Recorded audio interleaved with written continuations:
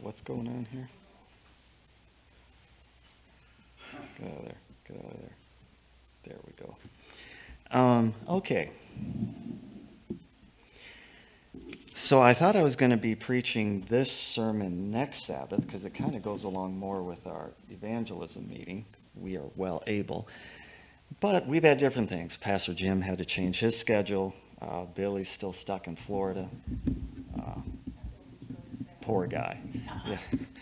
Although.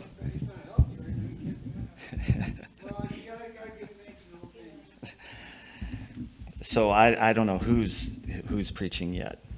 Next Sabbath, I may have to substitute again. But I'm preaching this now because I want to make sure we get it before then. Because there's lessons of faith. And sometimes, as we look out at Chiloquin, and I'm going to be doing this quite often here in this presentation. As we look to the future, as we look to the needs, we've got people here. Some are converted Christians, some are nowhere close, some are going to be saved, some are going to be lost. How can we help with needs now? How can we help with eternal needs? It's a daunting task. We're supposed to give the gospel to the world, but how do we even make an impact in Chiloquin and the surrounding areas? I mean, that's big enough. And we're going to look at these impacts. But first, before I get into our two stories, my opening story, I just wrestled with it for a long time, and I kept coming back trying to find something else. And before I presented this last week in Klamath Falls, God woke me up at 5 a.m. on Sabbath morning, and I finally got it. Because here's what I want you to do, and I'll share my story afterwards. But it has to do with 40 years. We're going to talk about the Israelites, 40 days, 40 years. And that's where I think the connection comes from.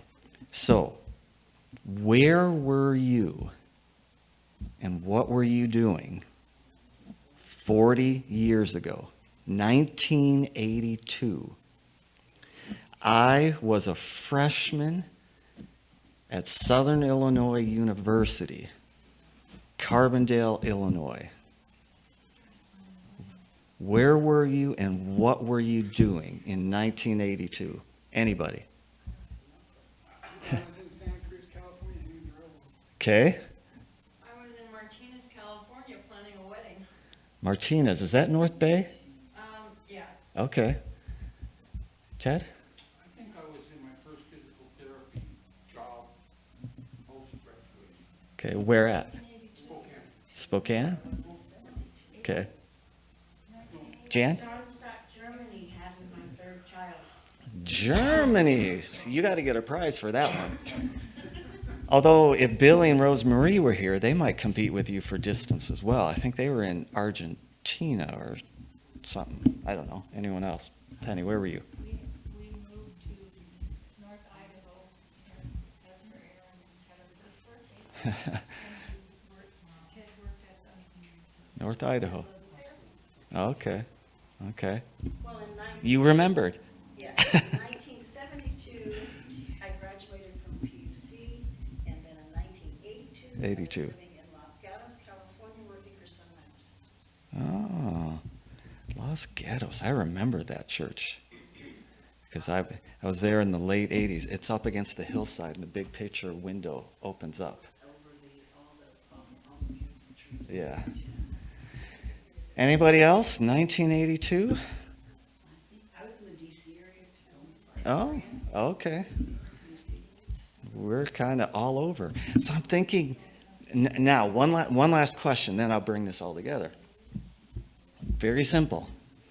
In 1982, were you coming closer to the Lord, or were you going your own direction? How many were going closer to the Lord in 82? Well, it looks like we were about 50-50 there. 40 years. Trying to think back to 1982.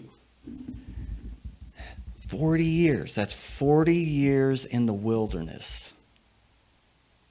We just say 40 years, but think back. Here's our 40 years, right? All the way back to 1982. We're thinking, man, that's a long time ago.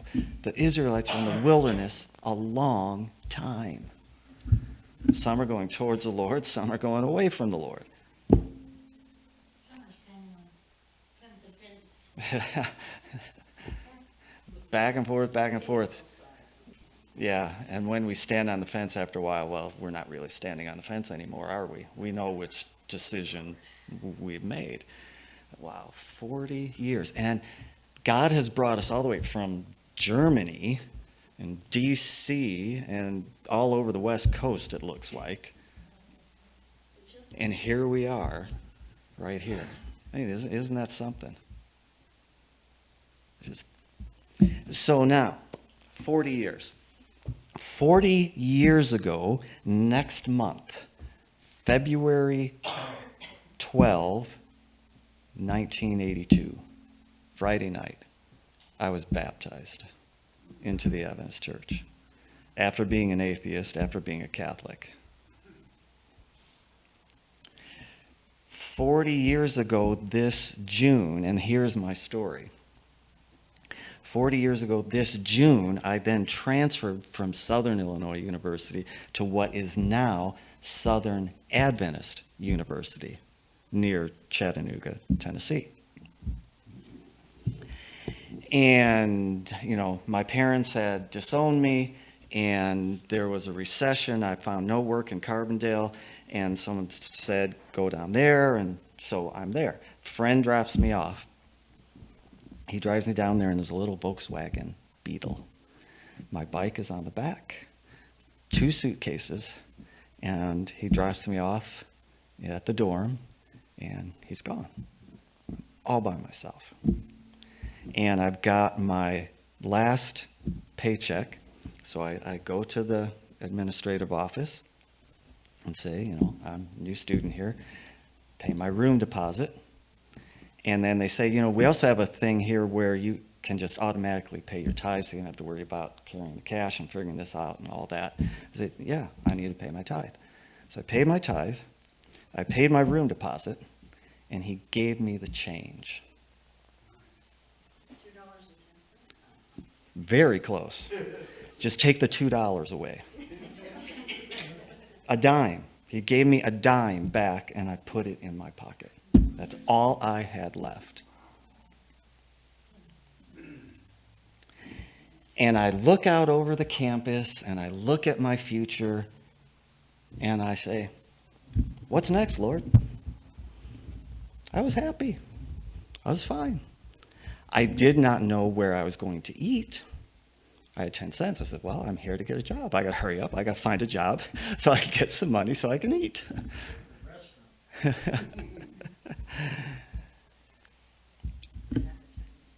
The next day, about 24 hours later or so, I was telling somebody, man, I don't have a job yet, but man, I'm getting hungry. He said, you haven't eaten? Yeah, I've been here since. And you haven't eaten at all? No.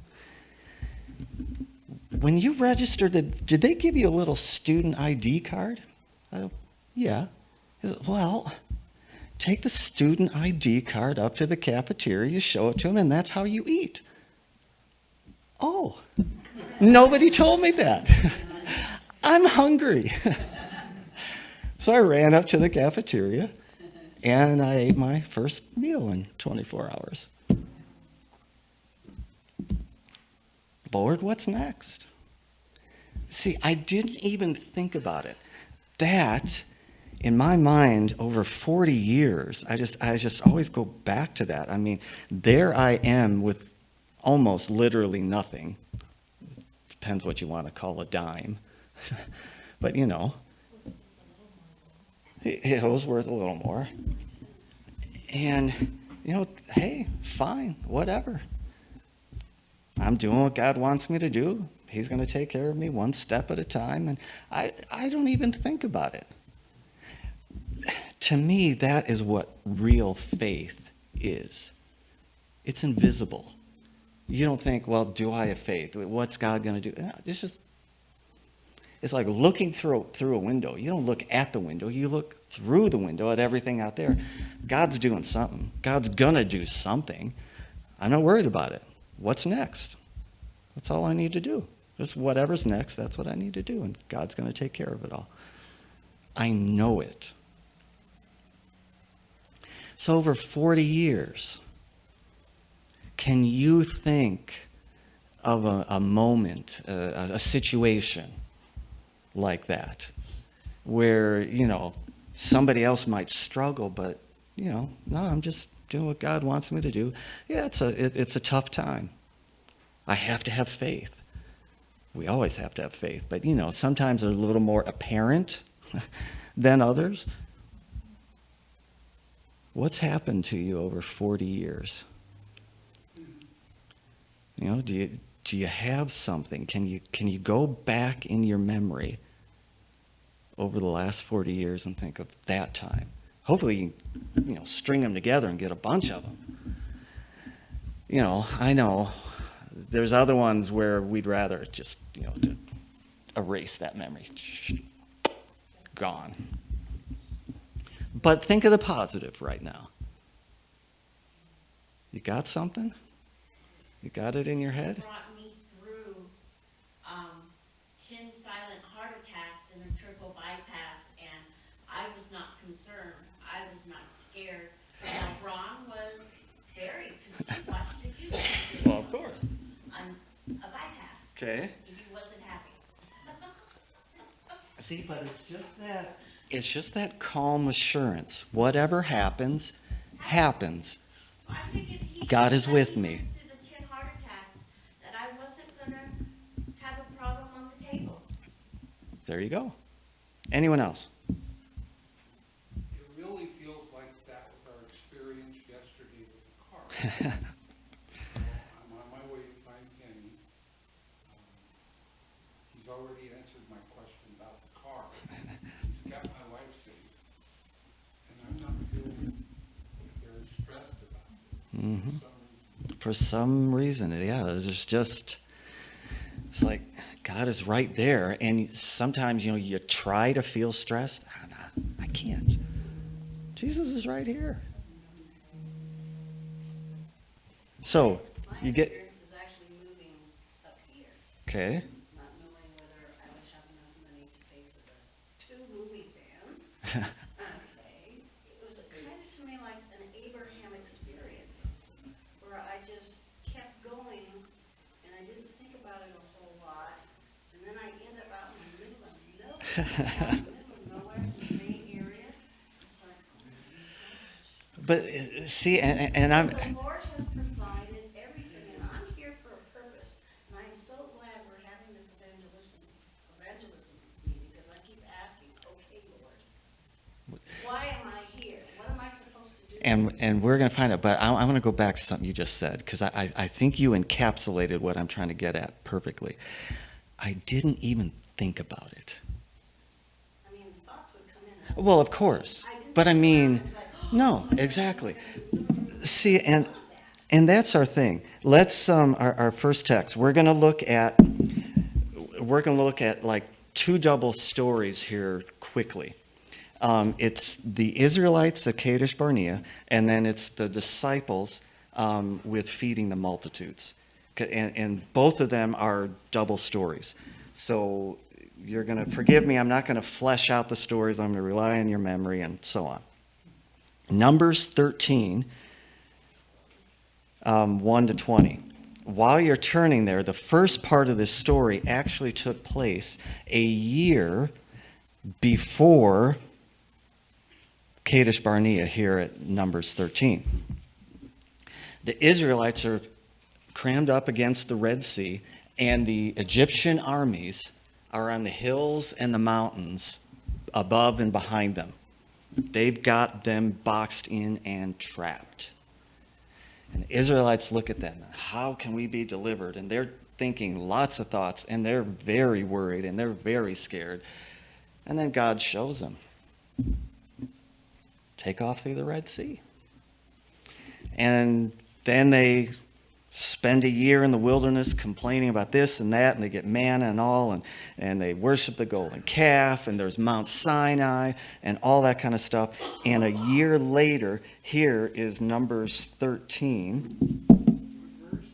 That's a good question, because I want to just skip part of it. Well, verse 1. The Lord spoke to Moses, saying, "Send men, that they may search the land of Canaan, which I give to the children of Israel," so on. So pick out of the tribes all these leaders and so on. You can read the rest of it later, but that's the key part. God is telling them, send 12 spies into Canaan. So how is that an example of a lack of faith? Because there's more to the story. And so you may want to write these down. Like I said, I'm looking at the clock. I'm just going to skip through these texts, and then you can read all of it later this afternoon. So this one, the whole story is Numbers 13, 1 to 20. And actually, it's going to come back. So it's all of Numbers 13, really, because we're going to come back here. Numbers 13. And then we go to Deuteronomy 1, 19 through 22. Deuteronomy 1, 19 through 22. And the key part there, going back to Hebrews, Deuteronomy 1,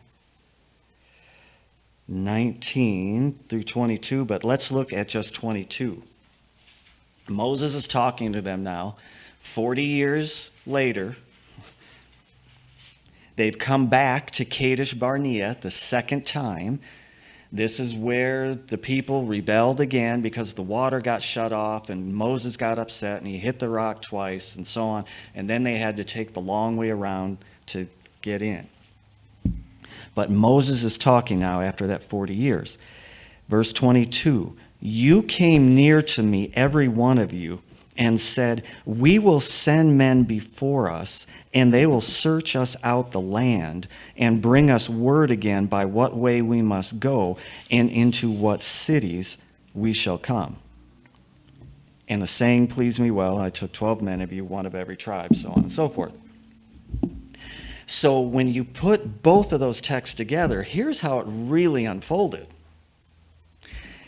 They come up to Kadesh Barnea. This is on the south side of Israel, just kind of this long triangle, if you remember, on the map today. It's approximately that way back then.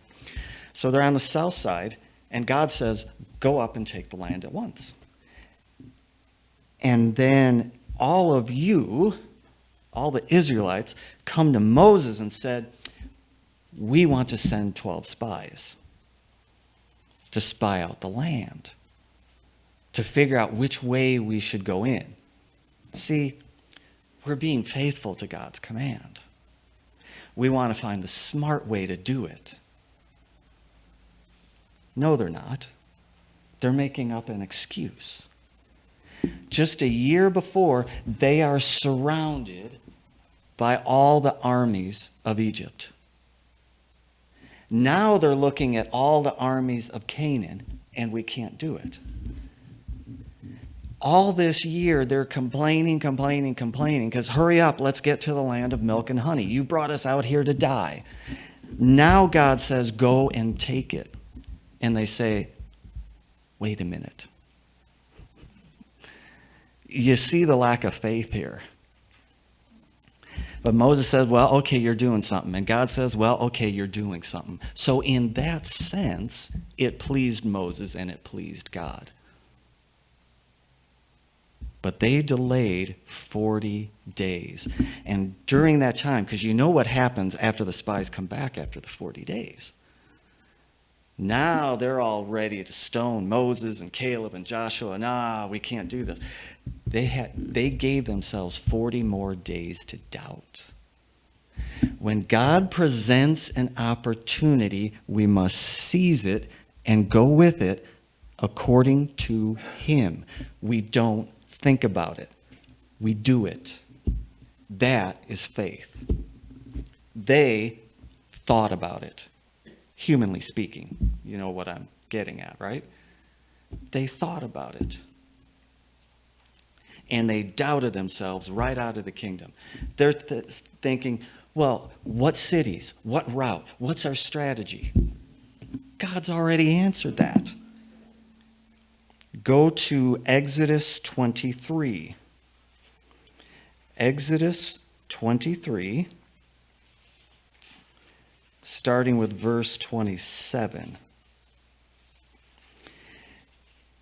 Now remember, we've been backing up before the 40 years, after the 40 years with these various texts. We're back in Exodus 23. This is back at the beginning, back at the time of Mount Sinai. So this is before they even arrive at Kadesh Barnea the first time.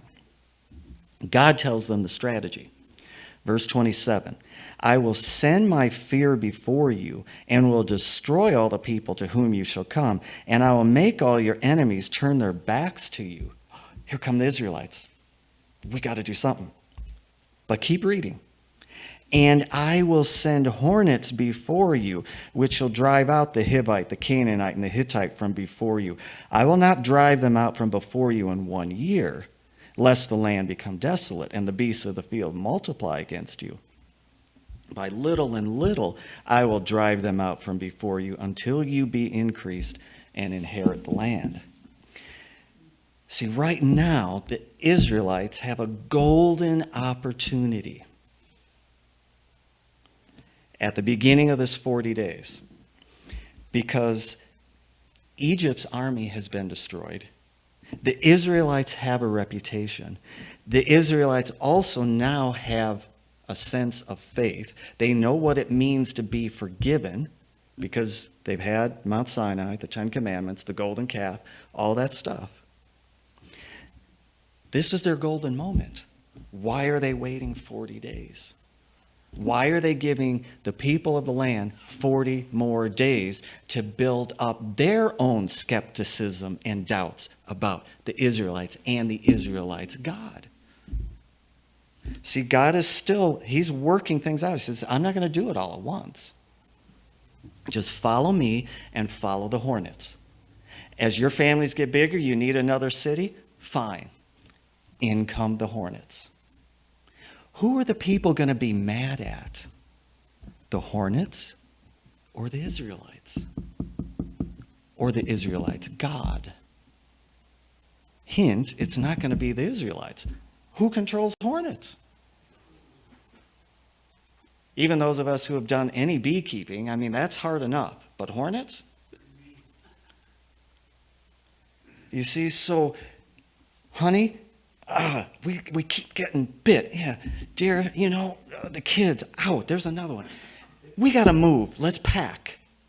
And we're getting out of here. Where are we going to go? North. Why north? Because the Israelites are south. And the hornets don't bother them. I don't know what it is about them, but the hornets never bother them. Well, honey, who's going to get the house? And we got the harvest. I don't know. Ouch. I don't know, but we got to go. The hornets are killing us. And they head north. They put their back to the Israelites. What was the strategy that the Israelites needed? Follow the hornets. That's all. That's all they needed. But now, the 12 spies come back. We got the 10. We've got the 2. And they believe the 10. And that's it. 40 days now becomes 40 years. And now all the land, all those people have 40 years to just keep making fun of the Israelites and the God of the Israelites. And so now when it's time to come back, of course, they're ready to fight. So it's much harder the second time around. Isn't it that way with us in real life? I mean, this isn't really anything special. This is just like a common life principle coming out. And I can show you. Now let's go to the New Testament. Let's go to Matthew 14. Matthew 14, we're going to look at the 2 feedings of the multitude. And you can remember this very easy. I know I'm the math teacher, but it was a student of mine that taught this to me. He's the one that always remembered numbers. I don't remember numbers. I calculate them, but I don't remember them. Matthew 14 feeds the 5,000. Matthew 15 feeds the 4,000. That's how you can remember them. And John chapter 6, which I'm going to refer to, is the first one, the 5,000, because it says so. Okay? So, Matthew 14. Let's go here.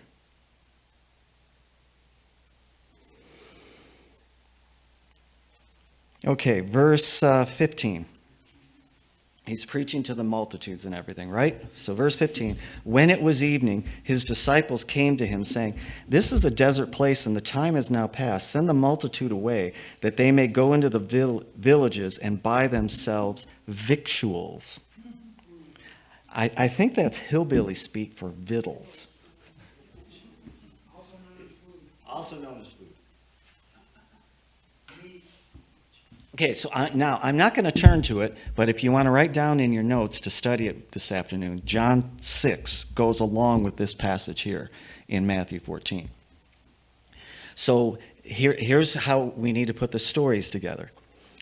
The disciples come to Jesus and point out the needs of the multitude, just in case Jesus wasn't paying attention, right? So now Jesus doesn't answer all the disciples. He turns to Philip. He looks Philip in the eye and he says, Philip, what are you going to do? How are you going to feed them? Can you imagine being looked at by Jesus in the eye? You think, we just had a board meeting and we had a unanimous vote that, we ought to send them away so they can go buy some food. And we're going to tell Jesus, we're going to inform Jesus of our unanimous vote and what should happen.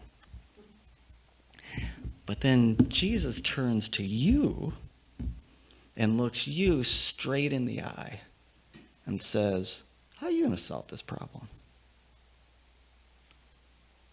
Whoa.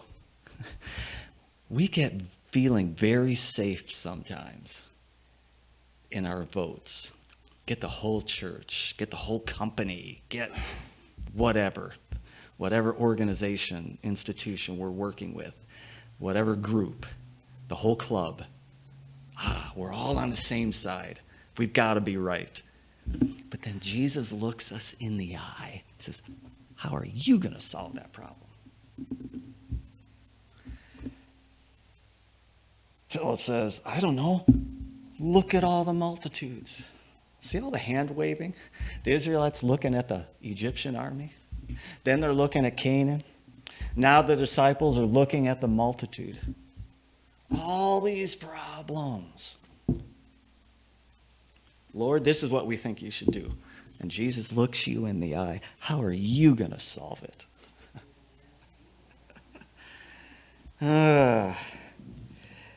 Look at verse 16. Jesus said to them, they need not depart. You give them something to eat. Now, to be fair, they're human, we're human. They've never seen feeding of the multitude like this before. They heard stories of manna and all that, but you're going to pray and manna's going to come down right now, boom. Everyone picks it up and eats. That hasn't happened for a couple thousand years. So it's not in your mind. It's not in their mind. But Jesus says, you give them something to eat. Wow. Do they say, okay, Lord, whatever's next, that's what we'll do? No, they got to think about it. Amen. They whine. But we only have 5 loaves and 2 fishes, small fishes. They call in the accountant. Yeah, this is all we have. Well, Gideon only had 300, remember, and God made him reduce it to 300 from 32,000 to begin with. Wow. Okay, so finally, Jesus says, here's what I want you to do. And they go about doing what Jesus asked them to do. Get everyone to sit down, back and forth with the baskets and handing out the bread and all that. And now they're acting by faith. Why don't we, when a big problem is presented, say, Lord, I don't know how to solve the problem. We're human. But I know we're human because I don't know. But why don't we say, Lord, I know there is a solution to the problem because you're divine. I always just say, thy will be done, and just give it up. And sometimes we need to do that. Sometimes it's a way of us not figuring out what we need to do. And now we say, well, God, that's all of you and none of me. I'm not, we all do that. At other times, it's exactly what we need to do because we're also saying, like Mary, when the angel comes to her and says, you're going to have a baby. I don't even have a husband. But okay, if that's what you want me to do. So, yeah, whatever you say. God and me together. So here the disciples are finally doing what Jesus asked them to do. It's God and them together. So they're learning. But now go down to our last part here. Chapter 15, starting in verse 32. So remember, here's the next chapter, Matthew 15, verse 32. So remember, we got two double stories. We got the Israelites, Red Sea and Kadesh Barnea, about a year apart. We've got the disciples with the feeding of the 5,000 of the multitudes, anywhere from a couple of months to a couple of years. We don't have enough to pull it together. We know a bunch of stuff had already happened, so it's into Jesus' ministry of 3.5 years, and there's still a bunch of other stuff that has to happen after this. So there's probably about a 2-year window maximum that they could be apart. But it looks like at one point, after feeding the 5,000, he goes north out of Israel, goes up to the borders of Tyre and Sidon and so on, and then he comes back. Now, if nothing else happened, then we're talking about a month or two later. But if there's other stuff, and we always have the Reader's Digest version in the Gospels, right? There could be a bunch of other stuff that happened. They just don't mention it. So it could be just a couple of months. It could be a couple of years. But either way, verse 32. Then Jesus, he's talking to everybody. We got another multitude together. Verse 32, then Jesus called his disciples to him and said, I have compassion on the multitude because they continue with me now 3 days and have nothing to eat, and I will not send them away fasting, lest they faint in the way. Did the disciples say, well, you're God? Hey, Jesus, I know, I got a great idea. Remember what you did last year with the last multitude? Why don't you do that again? Oh, sorry, I'm reading the wrong Bible. Verse 33, and his disciples said to him, from where should we have so much bread in the wilderness as to fill so great a multitude? Kadesh Barnea all over again. We thought we might have learned the lesson after the first time, but no, here comes the second time. And we're still not learning. But Jesus knows. We know. We've watched our kids. Most of us have raised kids. Over and over and over and over until they finally get it. Or until they rebel and refuse to get it, but it's their choice. Right? Verse 34, Jesus said to them, how many loaves do you have? And they said 7 and a few little fish. And he commanded the multitude to sit down on the ground. He took the 7 loaves and the fish, gave thanks, broke them, gave to his disciples, and the disciples to the multitude, and they all ate. And everybody lived happy ever after. Well, okay. You make the baskets too. I don't want to worry about that. Where'd all the baskets come from? I don't know. So, there's something to contemplate. I think we can, if we looked, we'd be able to find more double stories here, but, you know, we just look at our lives. Look at the last 40 years. How many times has God brought us back over the same lessons? And it's like, Lord, I am so sorry. I got a friend who says, I have a concrete head covered with titanium. I mean, talk about a thick skull. No, it's just solid. And I just don't get it. Why do we put God through this?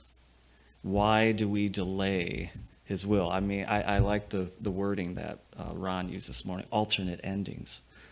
If we would have faith the first time, or at least if by the second time we'd have faith, think of the alternate ending that we could have and contribute to and get more people to share it. But the more this goes on and on and on, the more people get lost. If it hadn't have been 40 days, which turned into 40 years, think of how many Canaanites could have been saved and would have become part of Israel. Now look at the witness. And us. So, as we think and pray about our meeting next week, as we think and pray about our kids, our families, acquaintances, co-workers we've left behind somewhere, who knows? We have multitudes to feed. We have problems. We have a whole future in front of us. God forbid we're here another 40 years and I have to preach this sermon again and ask you guys, what did you do during the last 40 years? All right? You know?